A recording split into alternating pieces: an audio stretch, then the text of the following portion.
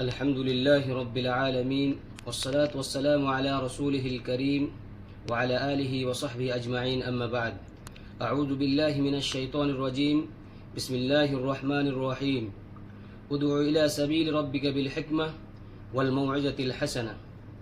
أيها الزملاء الكرام، لقد كانت الدعوة إلى الله على مر العصور مهمة الأنبياء والعلماء والدعاة، وهي رسالة خالدة تقوم على إيصال الحق والخير إلى الناس بالحكمة والموعظة الحسنة.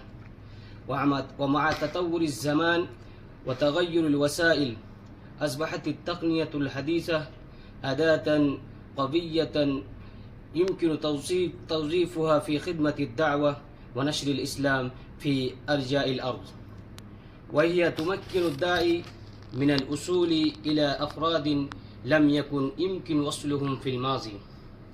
فاليوم يمكن الداعي أن يبث رسالته في أي وقت ومن أي مكان من خلال منصات التواصل الاجتماعي مثل يوتيوب وتيك توك وانستغرام، أو عبر المواقع الإلكترونية والتطبيقات الذكية التي تنشر القرآن والسنة وتعرف بتعاليم الدين الحقيقة.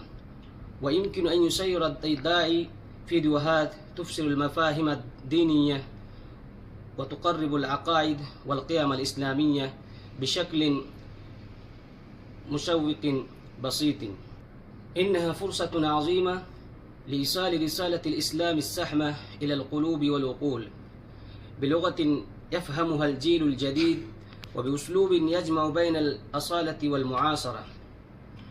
وتعتبر هذه الوسائل أيضا سبيلا لتعليم الناشئين القيم الإنسانية والأدب الإسلامي، وتعليمهم أصول التفكر والتعامل مع المعلومات بحكمة وفهم.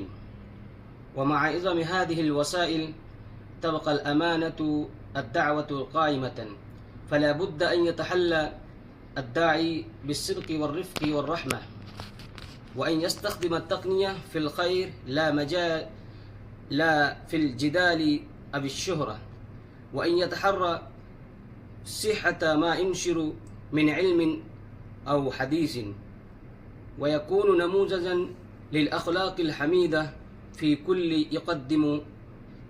يقدمه للجموع.